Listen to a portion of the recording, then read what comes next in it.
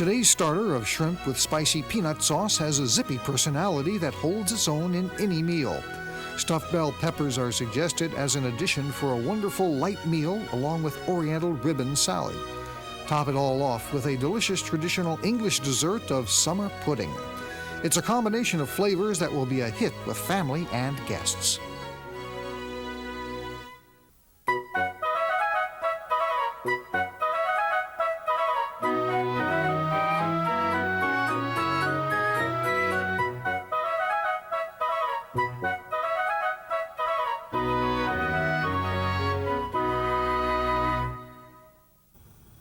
Hello, I'm Nathalie Dupree, and I have a wonderful menu for you today, a whole lot of which can be made ahead. First thing is the shrimp with spicy peanut sauce, and it'll serve 6 to 8, depending on when you're eating it and what you're eating it for. Certainly not as a main course, but definitely as a starter. And as a main course, it might serve 2 or 3. Now, you can certainly buy your shrimp at the grocery store. I have a wonderful grocery store, and they pre-cook a lot of the shrimp, and you can just go in and buy it fresh but cooked there, as opposed to buying frozen that's been cooked and packaged, which I don't like very much. But go ahead and put some water, and if you want to flavor up your shrimp, go ahead and add some lemon juice, lemon slices, and some soy sauce in here. That'll just add a different flavor to it altogether, and bring that all to the boil. And then drop in your shrimp. Shrimp is much better cooked in the shell and then peeled later by you, unless you buy it pre-peeled. You simmer it 2 to 3 minutes until the shrimp turns pink, and you can still see that it's turning pink when you bring it out. And then you drain it, here this is, and you peel it and devein the shrimp. Now, I'm not a big shrimp deveiner, and there are lots of different ways to peel a shrimp. One of the easiest ways is just to start here and pull back. Different people start at different places, and if it's fresh and not overcooked, it'll peel pretty easily.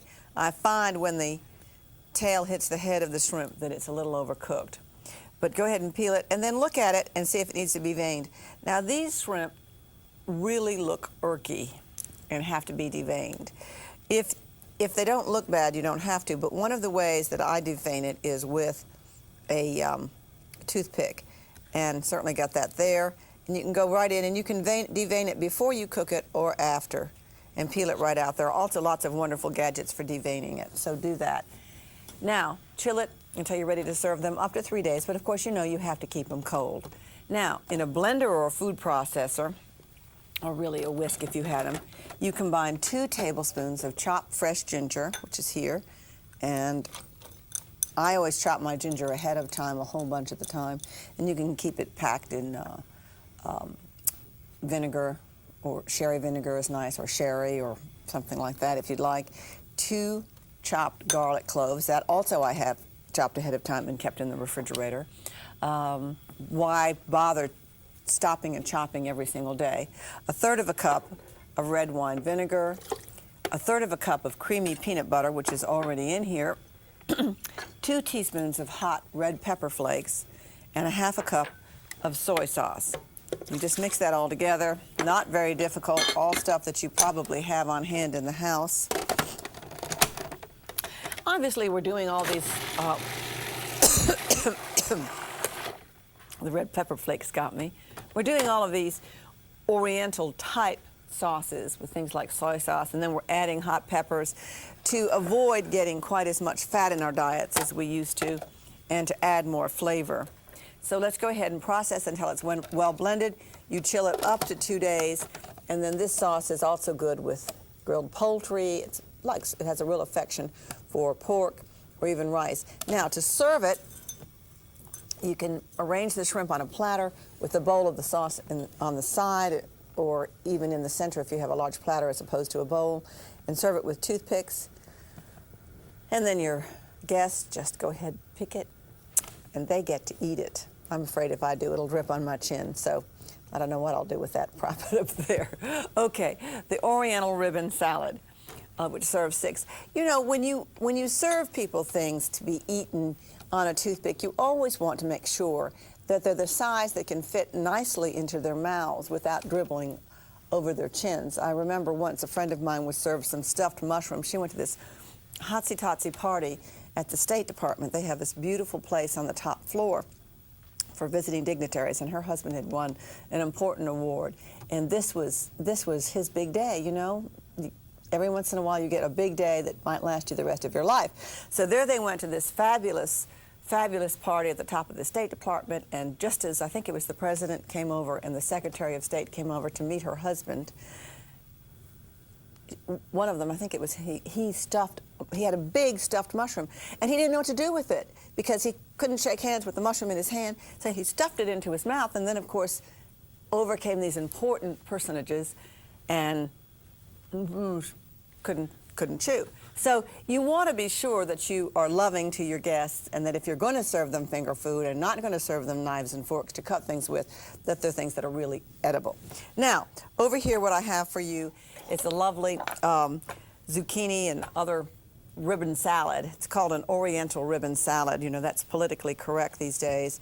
It's very confusing about being politically correct when you get to talking about terminologies. First thing that you do is you cut your zucchini into 3-inch matchsticks, and if you want to work with it, go ahead and cut it down there. And I'm going to use one of these as a guide because whatever inch it is, you want them all the same size. So there's that and that. Obviously you don't want to waste your food. And then go ahead, you've got the flat side down so it won't wobble on you. Cut it off. And here's this. I think many times there's a big debate about whether or not to have things look beautiful or have people say, ooh, or whether or not to get things that are really edible for your friends. And I am always erring on the side not of being beautiful necessarily, but of being edible, something that's really, you know, workable for your friends and your parties. Now, then you thinly slice some red onion. Go ahead and cut it in half. Like this. Put the cut side away from you so you don't cry. Peel this and this. Just take the peel off.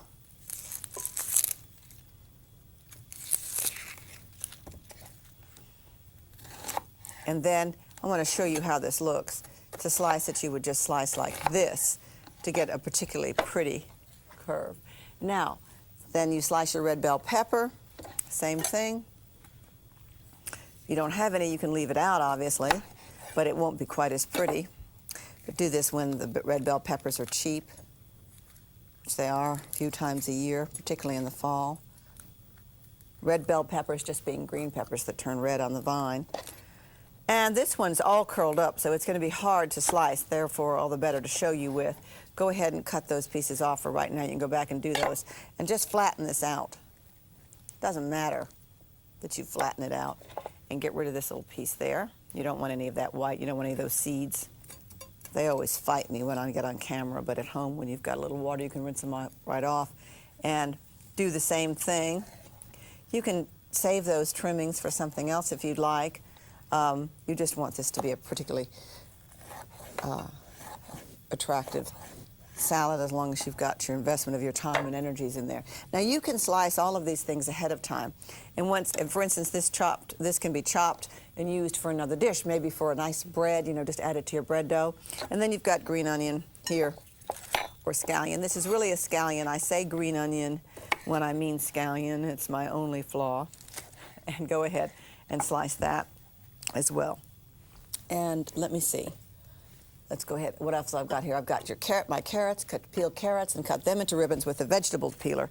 And that is really a neat trick. The first thing you do is peel your carrot. And I just love this. This is called ribboning. Ha! How hard is that? I mean, is that a lazy man's way of getting something pretty into a dish? Now, combine your zucchini, your red onion, your red bell pepper, your green onions, your carrot ribbons, and some sliced water chestnuts. That'll just give it crunch. You could use jicama if you had that instead. And meanwhile, whisk together sesame seeds, some sherry vinegar, some sesame oil, some Oriental sesame oil, and some sugar, and soy sauce as well. Season it all together. And then add salt and pepper if you need to. But you really don't need to when you use the soy sauce. And pour this dressing over the vegetables and toss them gently. Let them stand at least 15 minutes and up to several hours. So you can do this way ahead of time. It's a great, busy day, entertaining dish. If you do it for the family, it'll last several days in the refrigerator, although it's not quite as pretty if it sits several days. So I think you'll enjoy it. Let me get my shrimp out. Overcooked.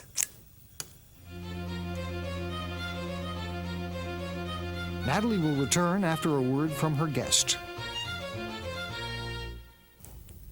Hi, I'm Hattie Purnell-Burson, Public Relations Manager for Royal Dalton USA.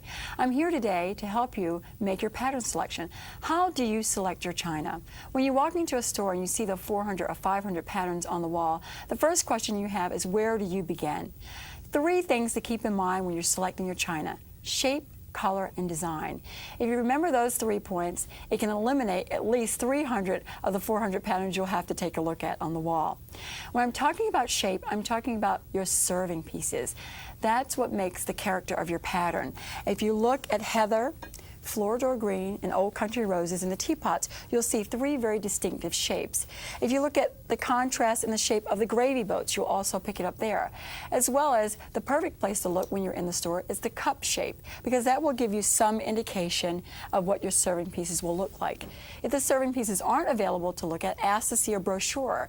Because if you're a person who likes the Victorian feeling, you like a lot of lace, a lot of flowers, a lot of flutedness, you'll find that a pattern like old country roses is perfect for you, or Floridor green. If you're someone who likes something very traditional and a bit of contemporary as well, heather is a pattern that's perfect for that, because here you have a foundation to build. You can add color, you can change it, you can dress it up, you can dress it down. It's almost like a basic black dress. So remember, when you're looking at your shape, keep in mind your own personal style. For the sake of argument, I'm going to select heather because I like the traditional cup shape and the serving pieces in this particular pattern as my pattern of choice. Next, remember body color. I'm talking about the color of your china. Ivory and gold, or a white body with a colored banding, or a white body with a gold banding, or also platinum. That's your own personal taste, and you have to make that decision yourself. For example, I would select heather because I like the warmness of the ivory and the gold together. So if I'm using silver plate or sterling or stainless with it, that works. Or if I'm using a white lace tablecloth, because if you look at fashion today, they're combining metals together, gold and silver, and also ivories and whites together, so it's a perfect combination. Next, remember your design. What you like. Do you like flowers, geometrics, tailored bordered patterns? All that comes into play when you're thinking about what you like on your table. Here in Old Country Roses, you have a very strong, vibrant colors. You have lots of roses. In Floridor green, there's a touch of lace in the design, which makes the flowers look a little bit different on the pattern. And here in heather, it's a very basic, very plain banded pattern. So you have to keep in mind what you like best. If you like a lot of color, then you lean more towards patterns that have more than one color. If you like to add your own color, then you want a basic like heather. So remember, shape, color, and design as key points to selecting your dinnerware. Now, a lot of people also say care. How do I care for my pattern? These patterns are dishwasher safe, and I'll repeat that. You can put them in the dishwasher.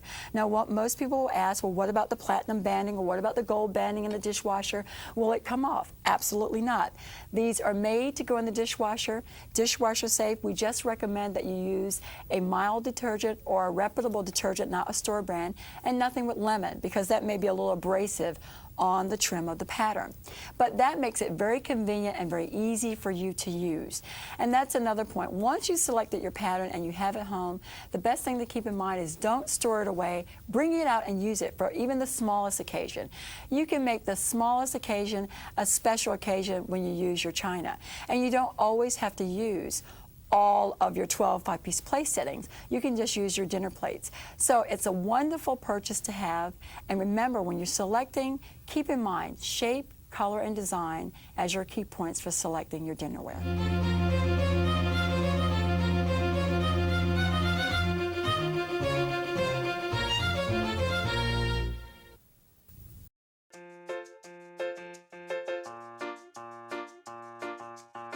For nearly a century, Le Creuset's colorful French cookware has been a favorite in kitchens around the world. From its bold finishes and uncompromised quality to its easy-to-clean materials, the brand's range of iconic products are as easy to use as they are to love.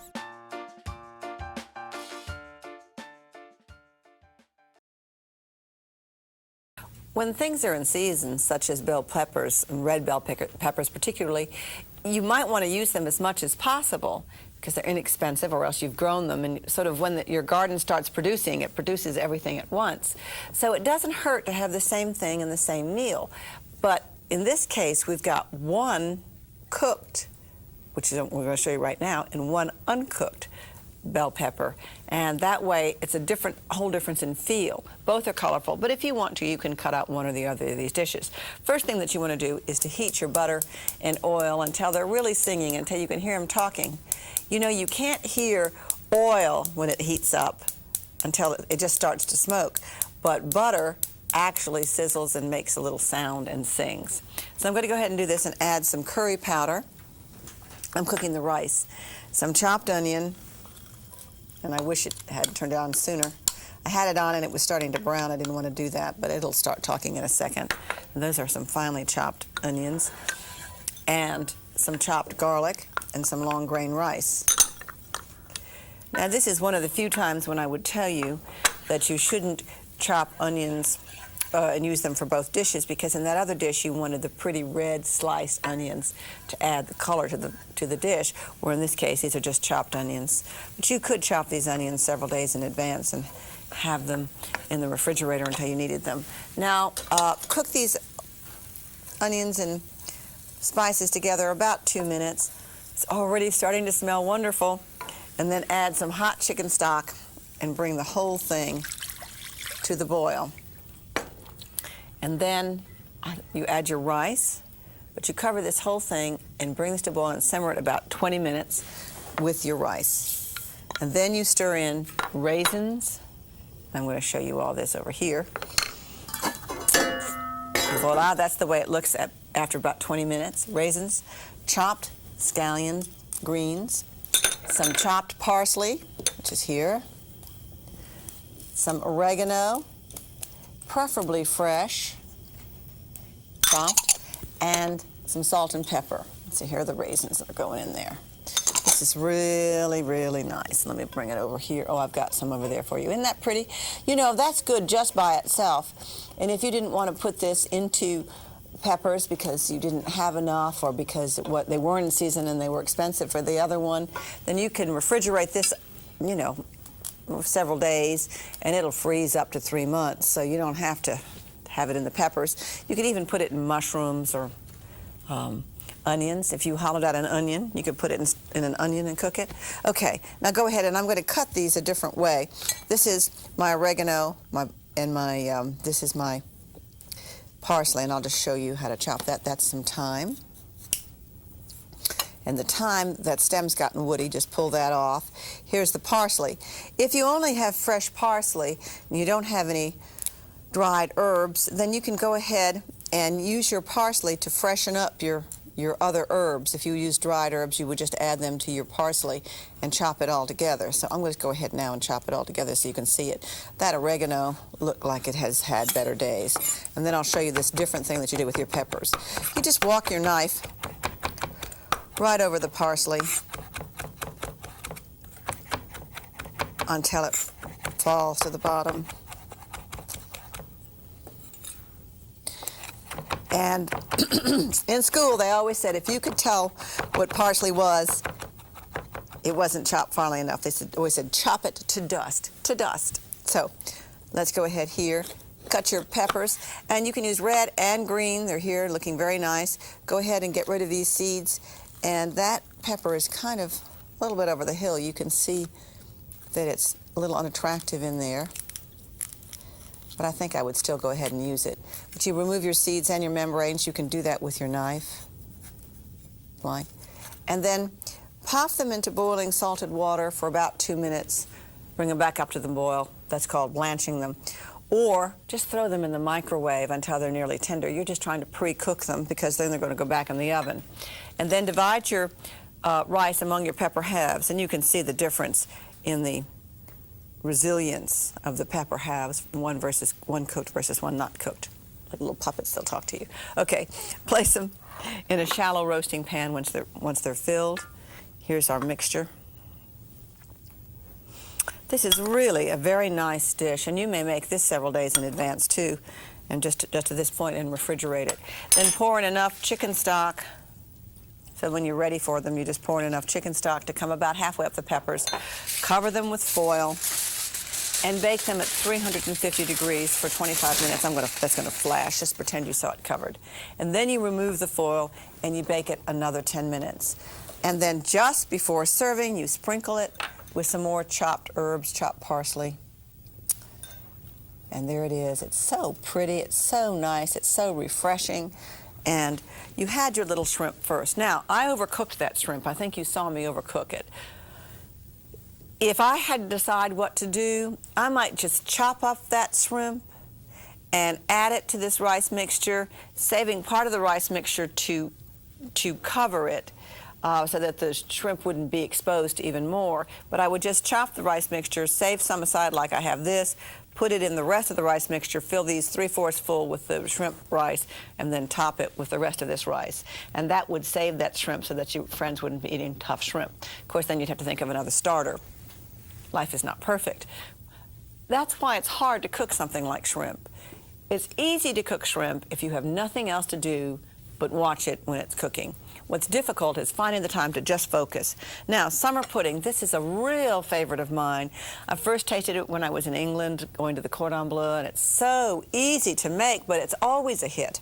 So go ahead, and you can mix any kind of berries. I love it with raspberries, that's my favorite. But strawberries are nice too, and blueberries and loganberries, and this is a mixture of blueberries and blackberries. Although these blackberries are very sweet. I tasted them in just a few minutes ago, and I don't, you have to sort of watch it, how you do it. Now, how much sugar you add. Bring them to the boil in a saucepan with some sugar and simmer them slowly until the fruit has released all of its juices, about 10 minutes.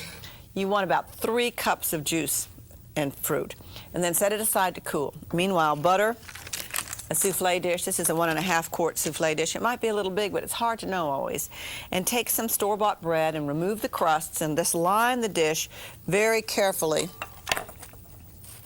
with these crusts. You want them to be almost seamless. All you have to get just a little bit more, because you don't want the juices to seep through on the outside. You want to be able to do it the other way. And now pour these berries into your cooked dish.